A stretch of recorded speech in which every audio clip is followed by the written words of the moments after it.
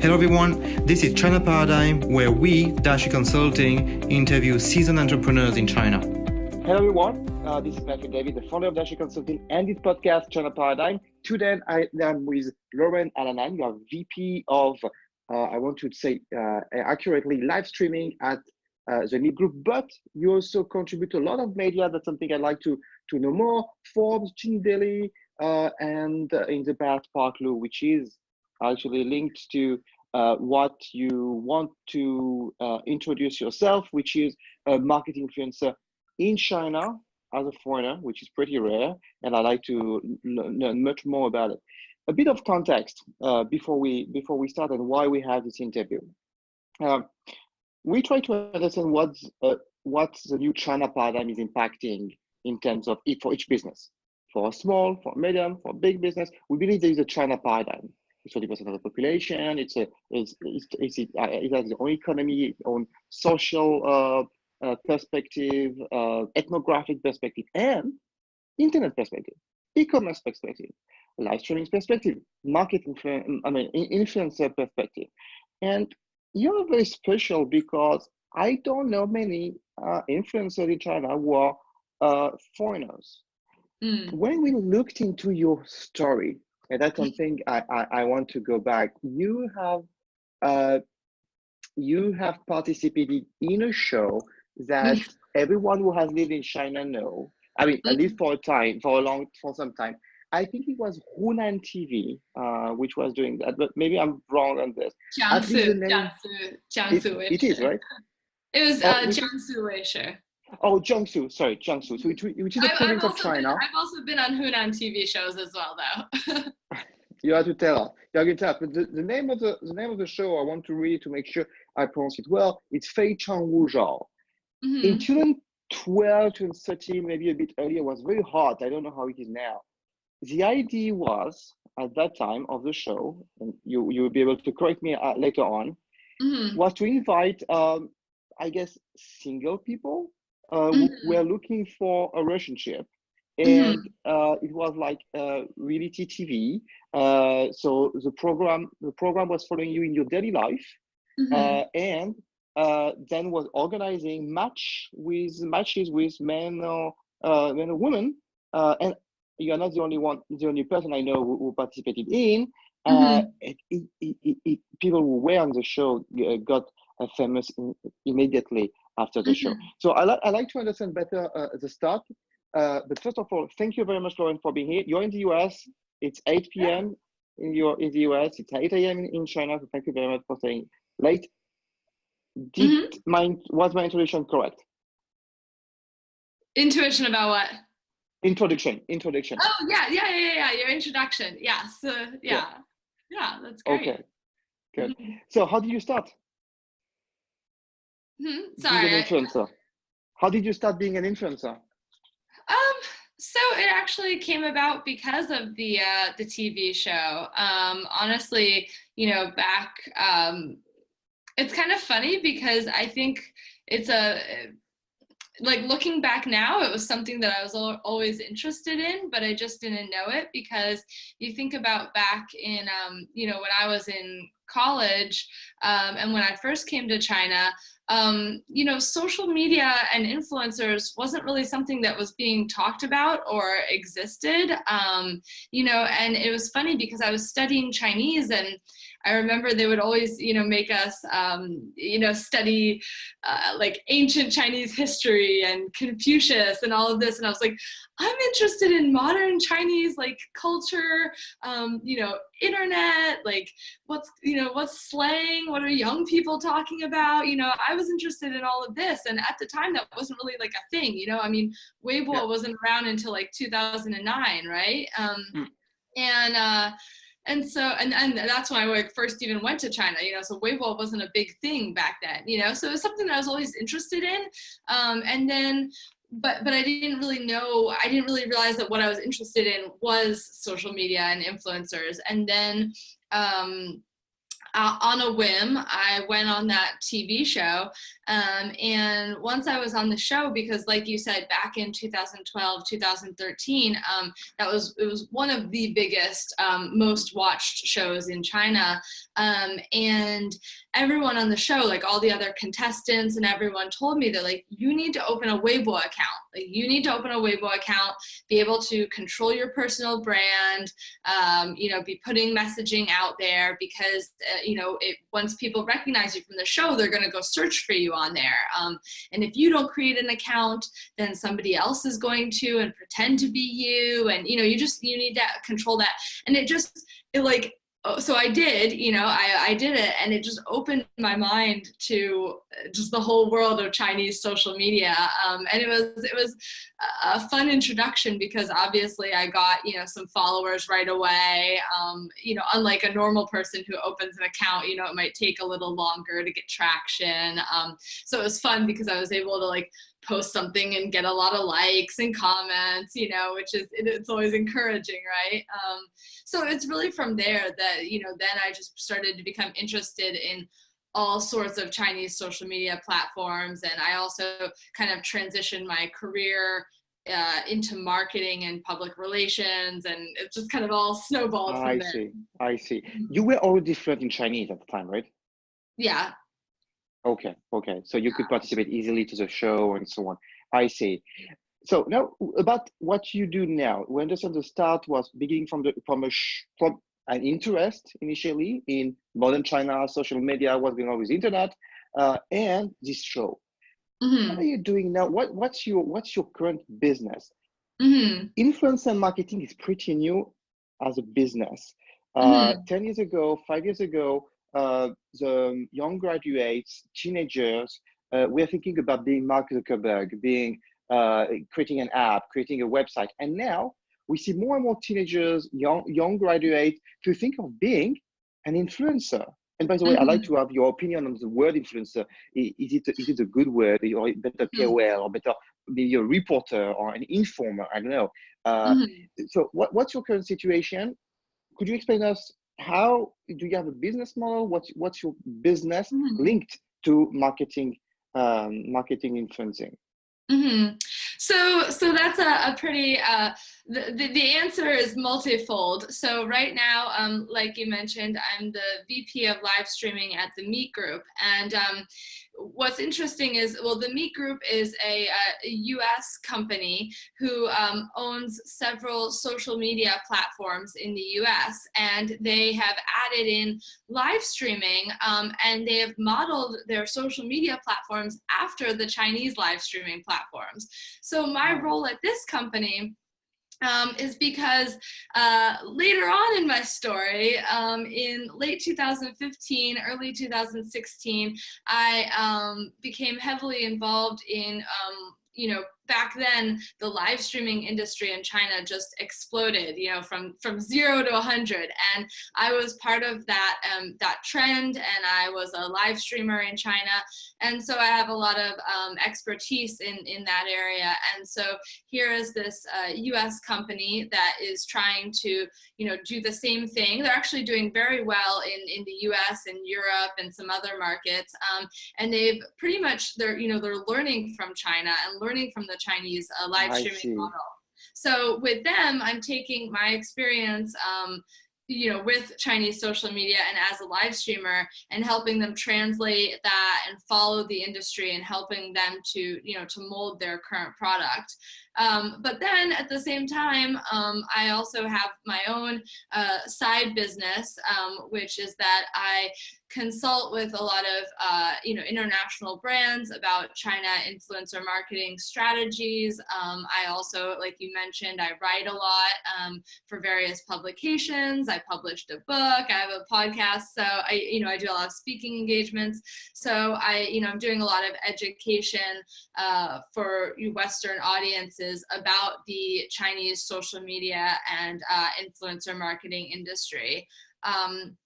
And then at the same time, I am still maintaining my followings on social media, Chinese social media platforms. I've slowed down on it a bit over the past year or so because there's just been so much going on, but I'm still definitely active in that, although it's not as big of a focus anymore. So that's kind of the various ways that everything I'm doing right now is somehow connected to, to influencer marketing in some way. I see. And then as for your, oh, sorry, yeah. Yeah, I'd like to go back on the mid group, and then we move on more specifically on China. Sure. This is interesting because this is one example of China innovation taken back by the West. We're talking a lot about innovation in China, like WeChat, payment with QR code, etc. But so far, I don't feel it has been implemented in the West, Chinese innovation. But here, what you are saying is that specifically, the inspiration, a lot of inspiration of business model on how to monetize, how to engage, what's coming from China. Could you explain more about what inspired the mid group from China? What was from China which was useful to tech? So actually, I'm not sure if you're familiar with the Chinese social networking and dating platform called Momo. And it's a huge platform, very well known in China. And they, back when live streaming became popular, they added in live streaming into their dating and social networking platform. And Momo is a platform where if you're looking to, meet strangers and network with people, you can do that on there. And now they've actually become a leader in China's live streaming industry because they're able to combine this social network and all of their other dating features with live streaming. And so, I mean, there's a lot of different live streaming platforms in China that the Meet Group looks at, but Momo was really the inspiration because the Meet Group owns several apps that were similar to what Momo used to be. They're social networking dating apps. And so they were observing other players in the space and saw that Momo had added live streaming and it was going incredibly well for them. And they said, would this work in the US? And sure enough, as I said, it has. So, we particularly keep an eye on what Momo is doing. And then as well as other Chinese live streaming platforms. But it's a lot of, whether it's the live streaming technology, there's a lot of, different features that we're looking at saying, would that work with a Western audience? It's not really copying. It's, similar to what China did with a lot of Western platforms. It's looking at it and going, what can we take from this, or what inspiration can we get from this, and how can we kind of do this in our own way that would better fit our audience. But yeah, so I'd say, Momo, YY, all the big, Chinese live streaming platforms. We're constantly observing them and seeing what people are doing. The virtual gifting model, the Meet Group has adopted that with their platforms as well. So yeah, it's really everything. I think for people who are listening to us, what may be a bit surprising is how a dating app would use live streaming, because usually dating app is one-to-one conversation, and here live streaming is more a one-to-many people. So does it mean that actually there is on this app Momo a live stream where many people will look at you at the same time and not engaging in a more personal and confidential conversation? Right. So with Momo as well as the Meet Groups platforms, and the reason that they're also very similar is that, when you look at the dating app industry, there's kind of a range. There's the serious apps where you're really looking to meet like the love of your life, and you're very specific. Then there's kind of the Tinder, or in China there's 1010, where it's a casual, and again it's also like you're looking at a picture, you're swiping left and right, you maybe want to go on a date with that person. And then there's like the Meet Group and Momo, which is what we call social networking / dating. And the analogy that we like to use is it's like going to a bar. So you might go to a bar chat with your friends. You might go to a bar to try and meet a girl or a guy. You might go to a bar on a date, right? There's lots of different, it's a more casual, maybe you're looking for a friend, maybe you're just looking to join the chat group because you're lonely. So live streaming actually fits in really well with that because I see. because it's been found that on these dating apps, a lot of men get left very lonely, right? There's often a lot more men on these apps than women, and a lot of the men are constantly waiting for women to respond to them, right? And during that time, they feel very lonely. So live streaming is another option that while they're waiting for someone to respond to their chat message on this dating app, they can go into live streaming and they can be with a community of people and be chatting with them and feel not so lonely, right? They've got people to chat with. So even though it's a one-to-many situation, they do get to, have a community of people to be around. We're talking about Momo, we're talking about YY, about 1010, and how the unbalance between men and women led to using live streaming in order to actually get a better engagement. I believe especially for men, we're too many compared to women. So does it mean that the live streaming is mainly for women? You find that the majority of live streamers are women, but there's definitely a lot of very successful men as well, because especially if they're, comedians, because, there's, dudes like to hang out with other dudes as well. So there's a lot of very successful men, but I think just the ratio is probably, a lot of these platforms, maybe 70% women live streamers and maybe 30% male. So it's definitely unbalanced, but there are successful men, yeah. Okay.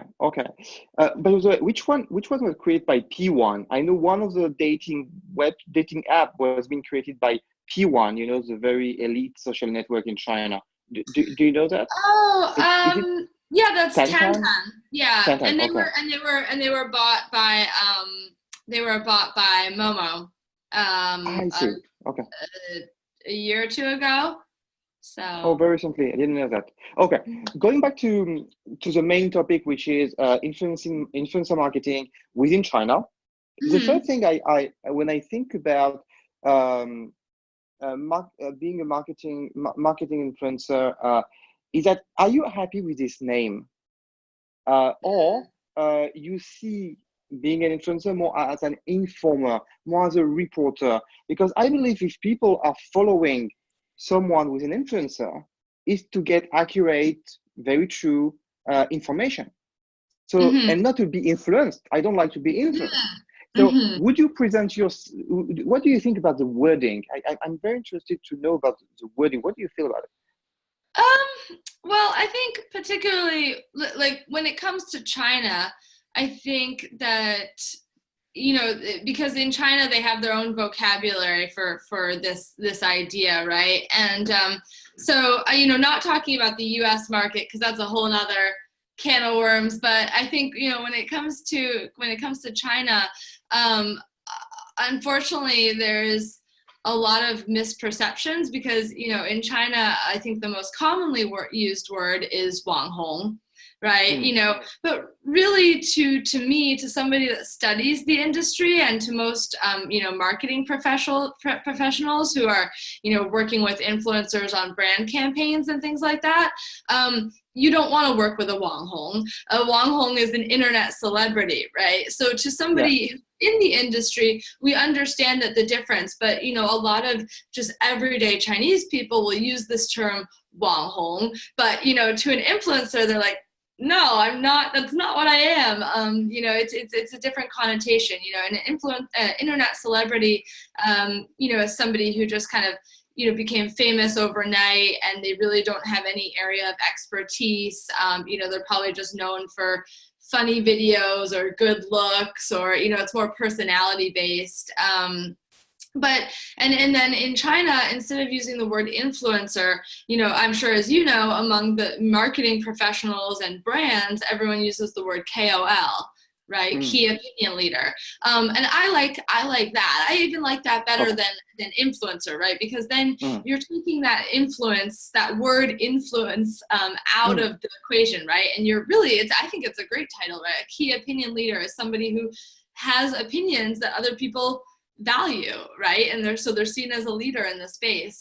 And so, when you're talking to brands, you're also saying you want to look for KOLs and not for Wang Hong, right? Because a key opinion leader is somebody who's actually able to influence people because they have an opinion or an area of expertise. So I like that term a lot.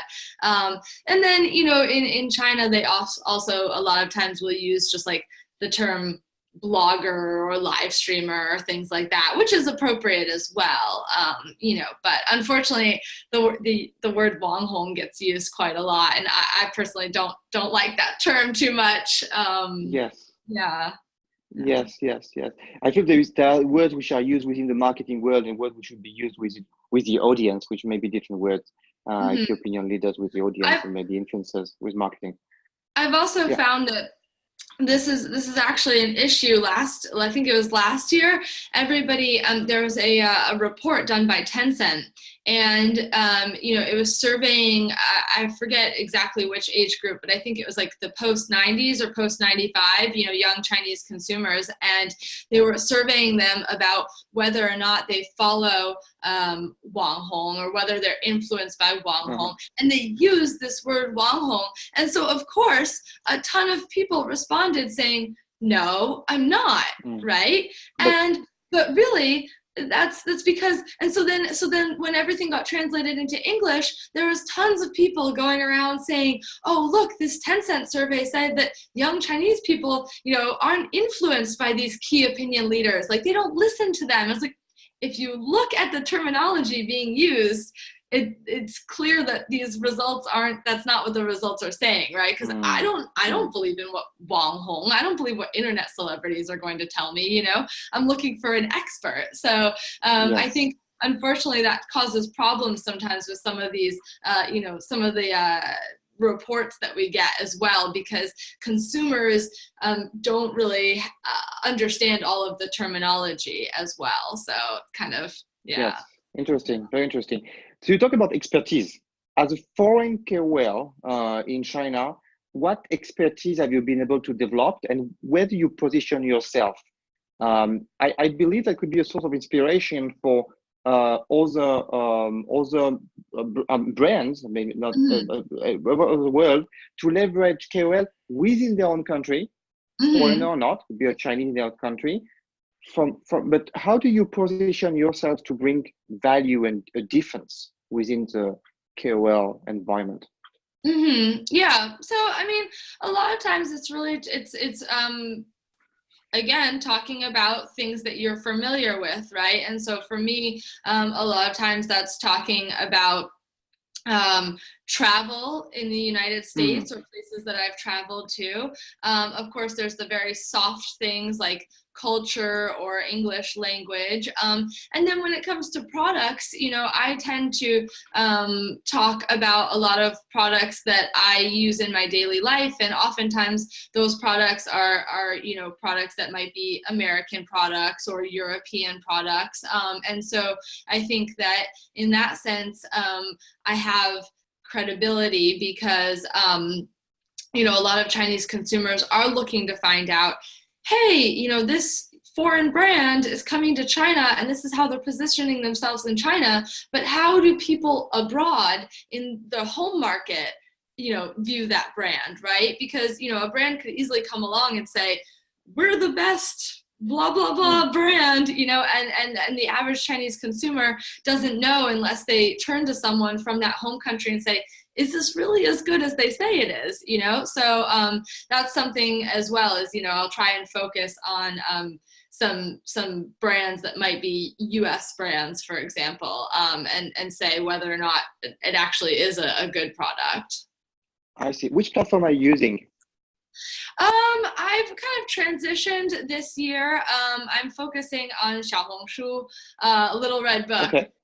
Is kind of my the newest platform that I'm interested in, and I'm hoping to start be putting out more content on there because I really think it's such a cool platform right now. But I mean, even when I was focused a lot on live streaming, and it would even be the same thing. I often went out and live streamed places around the US, or showed, something that I was cooking, or, showed some, what I had recently bought, things like that. So I think no matter what the medium, you can still kind of, be talking about similar things. So when you were doing live streaming, was the video still available afterward that people could find it on Yoku and so on, or was purely live streaming? A lot of the platform, I live streamed on a couple different platforms, and most of the platforms would allow you to save the video afterwards, Okay. but it was Okay. located Yeah. on the platform. So it unfortunately, most of the platforms, I don't know of any platforms that allow you to like export that video. So it was kind of stuck on the platform unless you had somebody else, unless you had another camera that was recording video at the same time.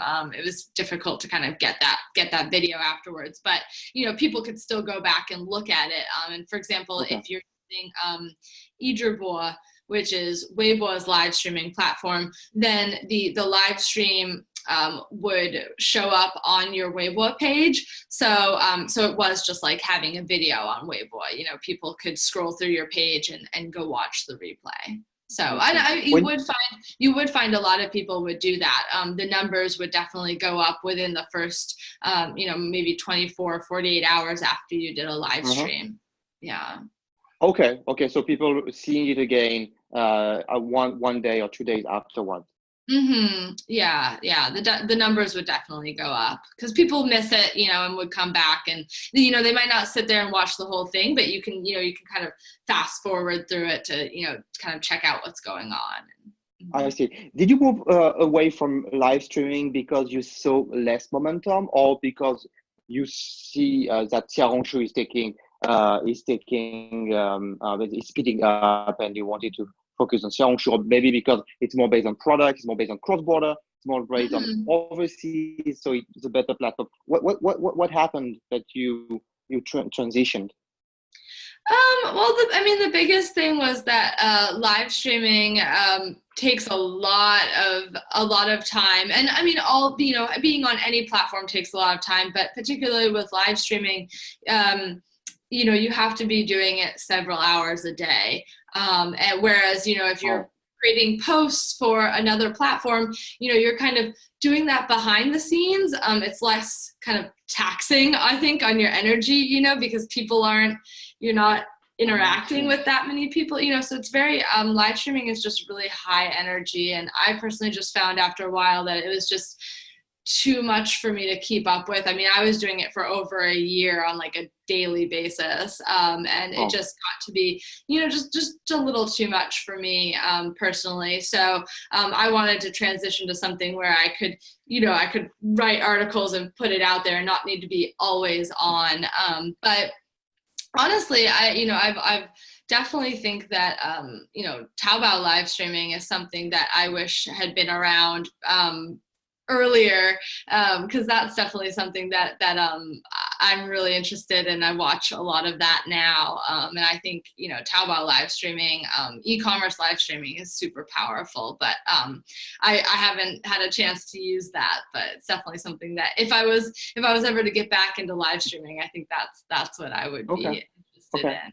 Yeah. I have a question about KOL, which is always in my mind. Is that how do you build trust and authenticity when you have clients? Because if you have clients, that only pay you to promote products, and in some way there is a bias. There is a relationship which it's about money and not about product you like or you enjoy. I saw some business model where the brand is sending a product, maybe paying for the article or the mention, but you can say anything you want. You're not able to like it, to promote it, and that's the business model. What's your current business model? How do you work with brands? And what's your thinking about how it works? Is it going to continue this way, or there is too much bias, and certainly there's a model which is going to be disruptive? Mm-hmm.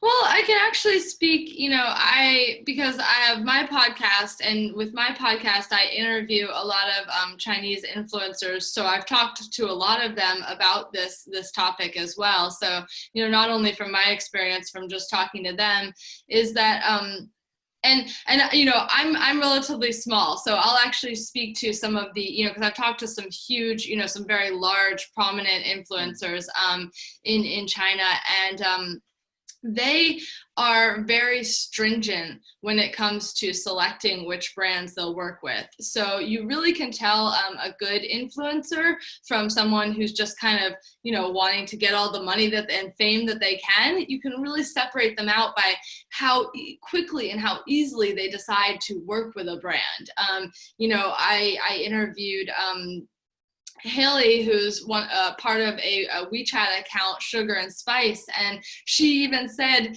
during her interview, she said, "We are notoriously strict." Or notoriously selective is what she said, the word she used. So we're notoriously selective when it comes to selecting which brands to work with. So they've even gotten a reputation for how often they turn away brands and products that they don't think are something that would be good for their brand. So I think in general, good influencers will really give a lot of thought to whether is this a product that I would use, is this a product that I'm currently using, does this brand fit with my brand, is it something that's going to appeal to my audience. They put a lot of thought into it. And also most influencers that I know, if they're going to work with a brand, they'll require that the brand send them the product. A lot of them, it's like maybe a month ahead of time, or at least a couple weeks ahead of time. It really depends on the type of product. For example, if it's like a skincare product, then they're definitely going to want it, a month ahead of time. So that they can actually use the product and validate that it really does create the results that the brand is talking about.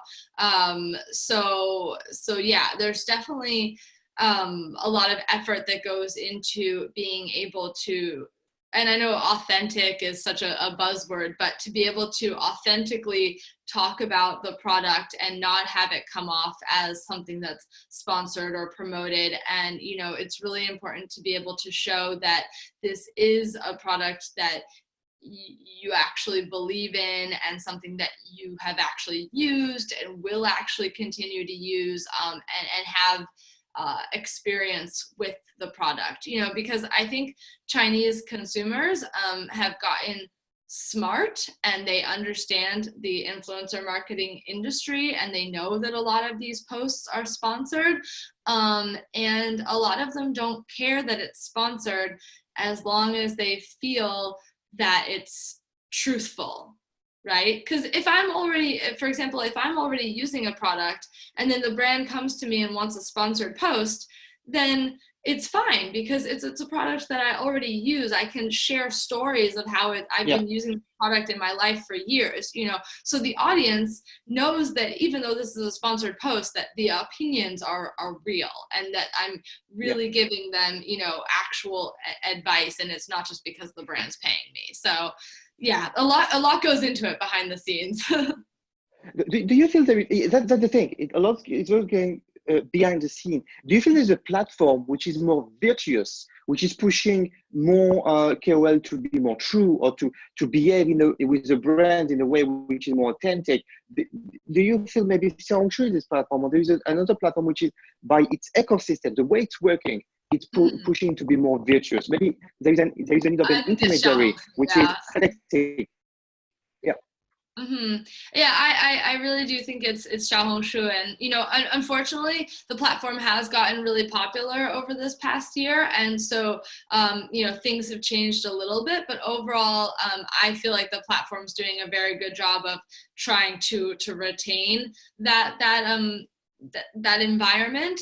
But in general, I do think that that's a great platform for that type of content, because, for example, on Xiaohongshu, only 20% of the content that you post can be sponsored content.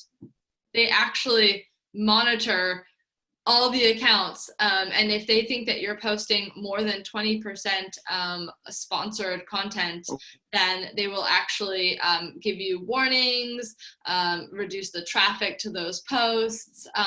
Or for example, I'm very small on Xiaohongshu, you know, I'm just starting out on that platform, but even as small as I am, I wrote a post once and they thought it was sponsored and I hadn't marked it as sponsored, and they sent me a message saying that they were going to restrict the traffic because they detected that it was, you know, sponsored and I hadn't gone through the right procedure, and I ended up talking to them and saying, no, it's not, and kind of being able to prove that. And they were like, oh, okay, sorry, like, and gave me my, you know, like, let the post have traffic again. But they're definitely pretty strict about that. And also, on Xiaohongshu, it's interesting because there's a trend where there's a Chinese term that there's a Chinese term. One is to like plant a seed, and the other is to like pull the plant out, 种草 and 拔草, and so one of them is to convince people that they want to buy this product, right? And the other term means to, you know, pull the plant out, and that means, you know, everyone's saying this product is really good, but I'm going to write an article and tell you that the product isn't actually as good as everyone claims it to be. So this is actually a type of content on Xiaohongshu, is this like debunking the myth about a product. So yeah. I see. Yeah. I think that Douyin is a really great platform for, you know, brand awareness type content.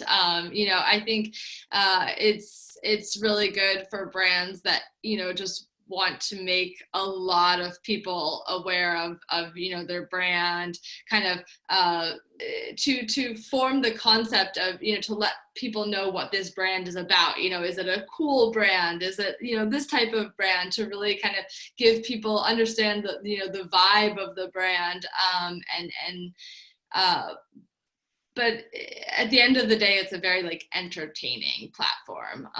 You know, there is more and more like tutorial type content, but not maybe as much as other platforms. I felt Douyin was good for serendipity. Basically, you're not looking for the product, but basically it's pushing you a product or a service you may like, a bit like Facebook was was investing a lot in serendipity, which Google was not able to do because it is search. But still, I have the feeling, like, as you said, it's really the infancy. It's really very early to know what's going on and how to use Douyin. I think usually what I recommend to people, I think Douyin is awesome for tourism. It's awesome for the tourism industry. There actually, for example, Chongqing, you know, the city in China. Chongqing is the most popular city on Douyin, and they have actually over the course of 2018, their tourism numbers skyrocketed, and you can correlate the popularity of Chongqing on Douyin with the growth of their tourism. And I don't think that Chongqing themselves actually deliberately ran any campaigns. I think that there's a lot of you know, user-generated content and influencers who you know, created some really cool videos with scenery in Chongqing, and it just kind of organically built from there. But I do think there have been a lot of, you know, tourism brands do really well on Douyin because they just have so much visual content they can create. And I also think that offline, you know, there have been some case studies showing that Douyin is very good at driving offline traffic because you can tag the location of the video, you know. So a lot of the Chinese, like, you know, there have been some tea shops, some tea brands that have been really trendy over the past year, and a lot of them did Douyin campaigns. Haidi Lao, the hot pot restaurant, had a really great Douyin campaign. So there have been a lot of like use cases of driving offline traffic with Douyin. Yeah. So you're talking about travel. You're talking about overseas KOL. How what's the best use of overseas KOL? Do you feel we can a brand or even the place, a location which wants to attract tourists can have a very strong strategy with overseas KOL to influence, even though we may not like this word to influence, but to give visibility within China. So far, I don't have examples of overseas KOL which have become major, massive within China to advertise on the place or product or brand. Or maybe I'm wrong and I didn't see it. What's your feedback on it?